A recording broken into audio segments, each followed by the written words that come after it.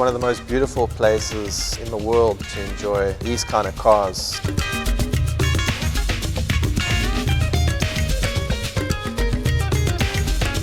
From the Franschhoek roads over Riebeek Kasteel, Paarl, down to Cape Point. We've got so many different choices. It's really a place that I think needs to be linked more to great driving, more than just purely a great tourism destination. Crossley & Webb is a specialist motoring destination providing sales of classic sports cars, supercars and a full storage and vehicle management solution. We do restorations, we do event hire and all the classic car clubs. They also like it as a starting point for a run at the weekends. There's always movement, there's cars coming, going. It's a great space to meet like-minded people. The friends that we meet, the relationships we develop, it just grows and grows. Cape Town's quite an eclectic market. Up north, perhaps more new car orientated.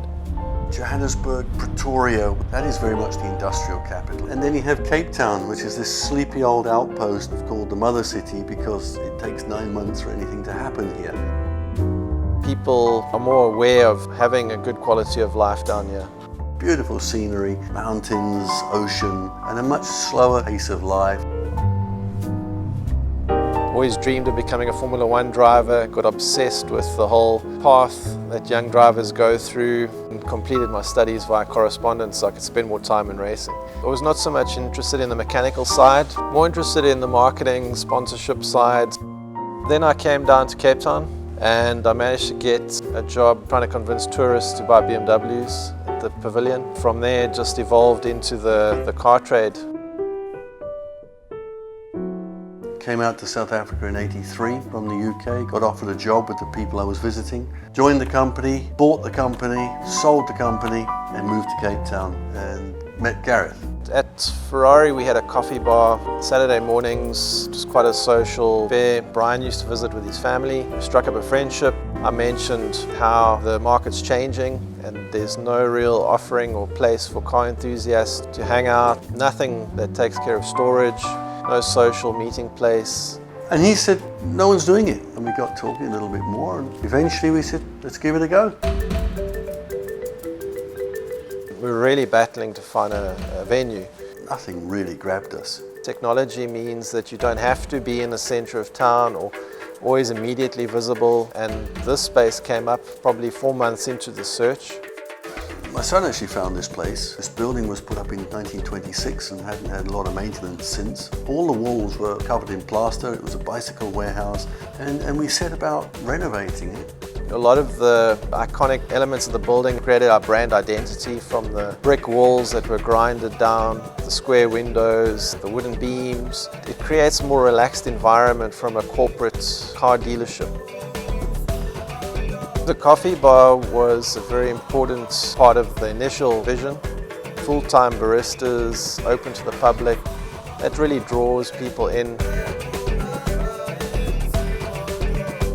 Then the detailing side, having skilled detailers on site, washing the cars in the correct way, offering additional paint correction services, leather treatments.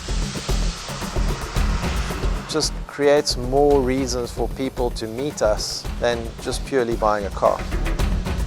In my previous job, we always had sales meetings on how to get people to visit the showroom, and I said I never want to be in a meeting again to strategize how to get people to visit us. People must want to come here. I think people are looking for this kind of environment to touch and see the physical item. Creating that accessibility, but almost in a platform or in a space that's not got another agenda. It's a model that's always being fine-tuned. A lot of people that want to build a space like this, it's not sustainable because the sales side is the engine room of the space. And I feel that is really where it's got to start, and then everything kind of feeds off that. In the beginning, I had a blind confidence. If I look back now, It's almost more nerve-wracking to think about it than actually the feeling at the time. I just felt it would work. I think we've just naturally gravitated to where our strengths have been as the need has arisen. There's a shared vision for what this concept could become.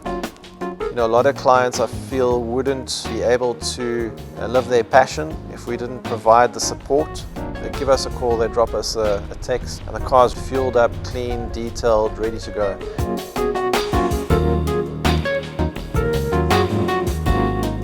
The pleasure of it all is finding these cars. I can't hope to own them all. I've got nowhere to keep them unless I just take over this showroom. So for me, just seeing them, being amongst them, is a huge pleasure. You realize, you know, there's certain cars in the showroom that are extremely special, and it's a good place to be. The long-term enthusiasts, they get the real enjoyment out of the cars. We're not interested in guys purely buying something they're never going to drive. We want to see these cars driven and seen and enjoyed.